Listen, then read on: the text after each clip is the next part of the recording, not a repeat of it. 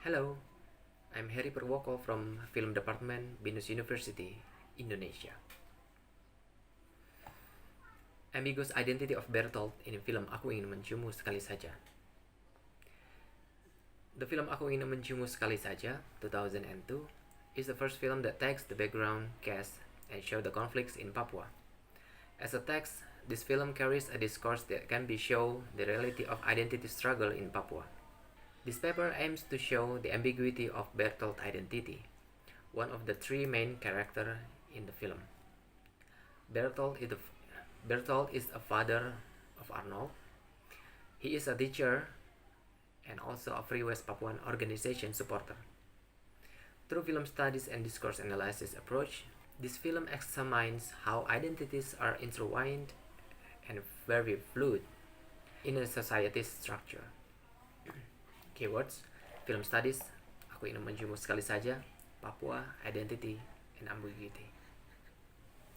Political history of Papua.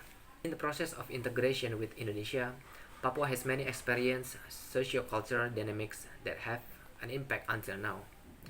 If Indonesia assumes that everything that belongs to the Netherlands is belong to Indonesia, some Papuans feel that they are completely separate from Indonesia in terms of race and historical experience. If according to the Papua nationalist view, Papua has become a sovereign state since the formation of the New Guinea Red or Papua Council on February 25, 1961, and began working on April 5, 1961 to produce the Papuan National Manifesto in the form of determining the name of the country, the national anthem, and the national flag. The opposite was stated by Indonesian in the form of the Declaration of the State of West Papua, which was the Dutch effort to divide Indonesian and Papuan people, as well as the legal regulation because they had met the requirement in the New York Agreement. There are not many Indonesian films that tell and take Papua as a background. Among the many other locations in Indonesia that serve as a background for a film story, such as Java, Sumatra, and many other, Papua is considered very rarely touched. Geographically, the distance and the difficulty to access to transportation from the capital to Papua, from the Jakarta to Papua, are two main obstacles, as well as not negating the security of and political factor that continue to fluctuate. The film Dead Birds, Gardner, 1963, is a documentary that takes the natural setting of Papua by taking a specific location in the Baliem Valley. The film, which is a documentary on the journey anthropological research from Harvard University, raises the Hubula tribe. Still within the scope of anthropology, Eus et Moy, Breton 2001, raises the profile of the Wallonik tribe in the Pegunungan Tengah, Papua.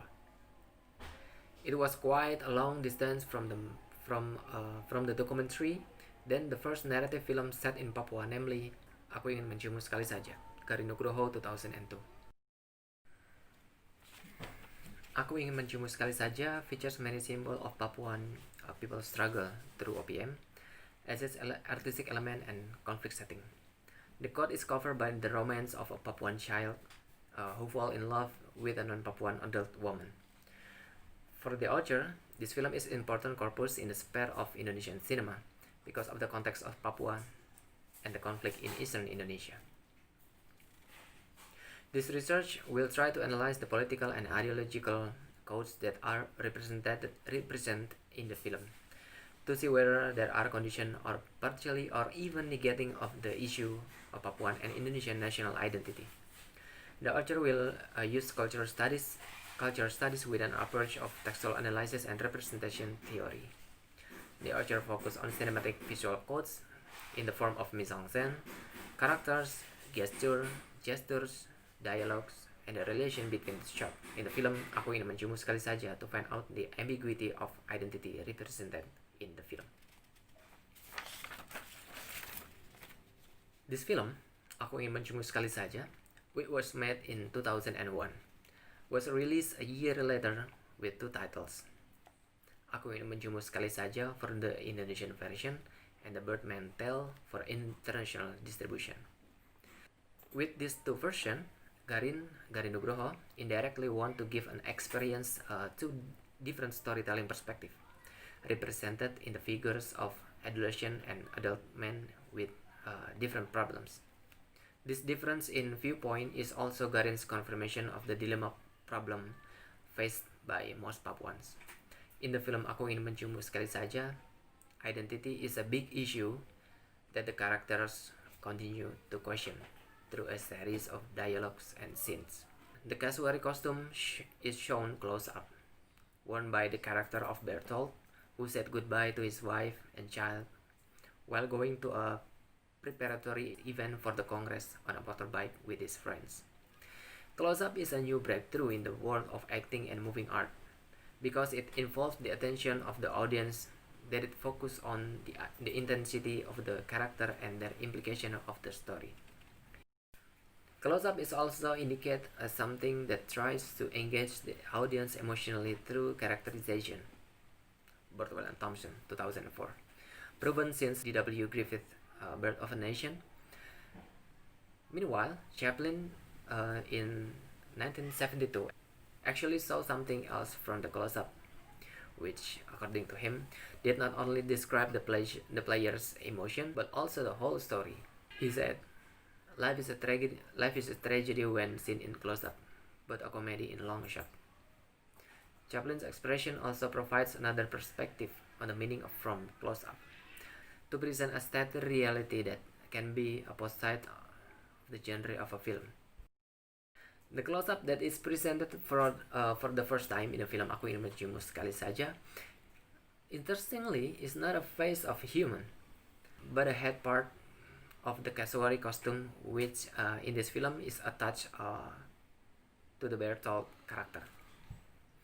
As an endemic bird that lives in Papua and Australia, Kasuari birds are quite big, cannot fly, and have an aggressive nature that can attack the intruders. The bird, the Kasuari bird, which is the symbol of Papuan or West Papuan province, is also used as a decoration on the crown or head of the men of the Asmat tribe, symbolizing their highest respect for the nature and ancestral spirits. Kasuari are a totem for the most tribe in Papua, a symbol of the strength of their ancestral spirit who guard them. Through this opening shot, the audience is exposed to the story of a journey of the Kasuari birds attached to the Bertolt. This film shows how busy each family member is in the morning. Father is preparing to leave for the Papuan Congress preparation before going to the high school where he teach. Arnold, his son, who is about going to school, SMA, and mother who is ready to the traditional market. Through a series of dialogues in this scene, the audience is introduced to the identity of Bertolt family and their activity earlier in the day. However, unusual activities were seen because that day he was about to go to the preparation for the Papuan Congress. And the first scene becomes a kind of planting information that the family will soon experience a big change that scrolls the story. There is also a dialogue by Bertolt which instructs his wife to buy a yellow-tailed fish. Bertolt's rejection of other food like a campuri or small fries, and his choice of yellow-tailed fish is confirmation of his identity as a Papua. Through this opening scene, there are three things that threaten to the identity of the main character as a Papuan: character of family skin color, food choice, and a totem. After the Congress was over, the audience was presented with Bertolt's story, who was shown as an art teacher in a high school. The narrative that is presented in the scene is an excerpt from the history of Papua, which was retold by Bertolt with the Kasuari, which is now worn by someone who cannot be identified, maybe his friend. When telling the stories, the Kasuari look repeatedly out of the classroom window. giving an indication that telling stories about Papua was still not an easy task. And Bertolt says to the student, in the past, around 1957 until 1958, there was a Papuan battalion called Papua Free Willy Health Corps. In this film, news of the case elevates the attention of charge of a subversive case because, in additional to holding the Second Papuan Congress, he also made a declaration of Papuan independence at his residence, making the Jayapura situation hectic. Not long after, Bertolt's friend came over and asked him to go down to the street immediately. Before leaving, Bertolt advised his son, Arnold, to care about what was happening in Papua. Meanwhile, his wife supplied Bertolt with a cross necklace before leaving. Through his series of scenes, we get the meaning that Bertolt nationalism emerged due the fact that their movement received rejection and repression from the government, as well as the issues of violence experienced by other Papuan people who were not involved. So, to defend the land and its people, he sided with Theis and OPM. That afternoon, Bertolt and his friend took part in a march of procession in the protest of Theis arrestment. Several people were seen handing out the Morning Stars posters and flags to the participating residents. Those who go to Jayapura use an open truck. Meanwhile, Bertolt and his friend on a Vespa motorbike followed them from behind. The scenes show the Papuan people's support for Theis being detained. Through Theis posters that were distributed free, the Morning Star flag with its still look new, to the pickup truck that has been provided to transport the mass, it appears that this action was well planned and coordinated to remote areas. On the way, the group was stopped by a truck that looked unmanned at first. A group of blunt gunmen suddenly go out of the truck. They beat and chase the group of supporters. Bertolt and his friends stopped the motorbike because they saw the event in front of him. Their main goal then turned to save themselves. Bertolt, who was frightened, went into the forest carrying his cassowary costume. Meanwhile, the fate of his friend is unknown until the film is over. When Bertolt saw the incident, the angle of type of shot used was close up over the cassowary's shoulder as the foreground, while the event in front of him was the background. The use of an over-shoulder shot, which served to place the audience next to Bertolt's character, through this series of scenes, it is found that the apparatus or military is moving and monitoring every activity undertaken by the community. No matter how small a movement has the potential jeopardize the stability and image of security, repression is the main choice. Repression is always the main choice. The apparatus was shown to be actively involved, especially in areas with potential for conflict, to take initial action to prevent mass mobilization. Still, in the cassowary costume he wore, Bertolt entered the forest. Two people seem to be chasing Bertolt. They communicate by walkie-talkie, simultaneously sweeping for those who had fled. From walkie-talkies and non-oral communication between seekers, the authors interpret it is an apparatus or military who works without wearing a uniform to make it easier to mingle among the civilians. The apparatus who found it difficult to catch up with Bertolt then disperse. In the film, it is not known that what happened to Bertolt's friends and residents who were physically abused in the truck. The audience is directed only to the story of Bertolt's escape. Still, sheltering in his cassowary costume, Bertolt climbed to hill, guided by a crucified top of the hill until he chose a strategic location, so he could hide while monitoring the house and his family at home. Bertolt ventured to visit his house. He sneaks up in a casuary costume, and then tucks in a cross necklace. However, two officers later appeared just like suspicious of something. The implementation of the curfew is Jayapura after Tejas arrested is shown in this scene. The suspicious officer then just walked into Bertolt's house without a need for consent of Bertolt's and Arnold's wife. Even though Bertolt's wife protests against their impoliteness, the two officers still search the house until they found a cross in the shutter where Arnold pretended to pray. When asked whose necklace was, Bertolt's wife replied that it belonged to Arnold, who often prayed with the cross. This scene is interpreted as the authorities who make all land within the scope of the Indonesian state belong to Indonesia, so that they are free to enter or have full access to it. It was also through this scene, for the first time, that Bertolt's wife found out that her husband was still alive. Bertolt and his wife met for the third time, unlike the previous one. This time, Bertolt's wife looked worried. Over and over again, he looked in different directions and make sure no one was looking.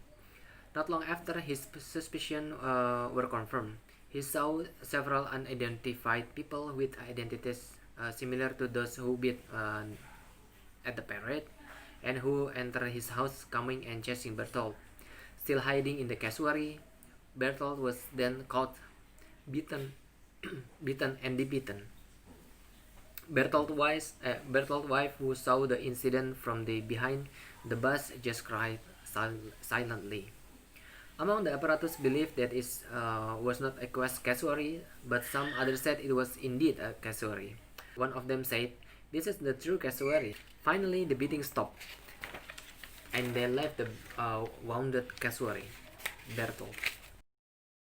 Interestingly, analyzed from the sounds element of this scene, it is the use of Javanese accent in the words of one of the apparatus when he said above, and also in the voice of the walkie-talkie who calls the code Matoa, a typical Papuan fruit plant, as the code for operation of the officer in Papua. The Javanese accent used by Bertolt attackers indicated that Papua operations were carried out by people outside Papua. After the beating scene, which apparently did not make Bertolt killed because he was disguised as a casuary, Bertolt came and calmed his wife. Two important things from this scene are Bertolt's message that his wife will no longer cry because it will wet the ground, and he said that he was not to hide anymore. This section is interpreted by the author that Tejas' death should not reduce the struggle, but as a starting point for a more serious struggle. So there is no longer relies on mere physical factor as an expression to stop hiding because they believe that justice will come and God protects them from harm.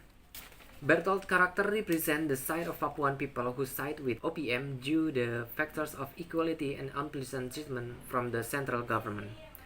They feel that they are being monitored and controlled socially, so that conflicts erupt, resulting in various physical and non-physical losses. At the end of the film, Bertolt is shown to be able to negotiate with himself over the ego and be consistent with the group ideology with interest and safety for his family. Bertolt is depicted as adhering to the belief in the myth of the cassowary birds as a form of protector of the Papuan people, so that he quite confident when he was hid from the apparatus for quite a long time. As a teacher at a government-owned school, Bertolt also includes Papuan identity and embeds the identity in the history of Papuan people on the student. In this dialogue, in the opening and closing scenes, Bertolt once again negates Papuan identity in his choices of his favorite food. However, Bertolt is also an opportunist figure. Seen from the choice of batik shirts in the closing scene, the writer defines Bertolt as being volatile and tends to show ambiguity of identity, starting with OPM supporter earning income from the government school and wearing a batik shirt in the end of the film. It is through these reading scenes, movement and character development to the visual codes that are displayed to the writer concludes that the film Aku Ingin Menciummu Sekali Saja represent the Bertolt family as a condition that occurs in Papua, especially Jayapura. Based on the analysis of Papuan representation as described in this study, the ambiguity among the Papuan people is clear. From how on the one hand there are those who support OPM and the other hand they also experience a dilemma because their lives are threatened. Although the big figure of Bertolt supports the OPM, he also continues his work in the state school owned by the Indonesian government. When the people want to parade in support of the OPM, it seemed that there was no resistance from them, and all choose to save themselves and reduce the ideology they shared with the OPM. Thank you. I'm open to discuss about the ambiguity of identity in this film and also East Indonesian film as a wider context. Thank you.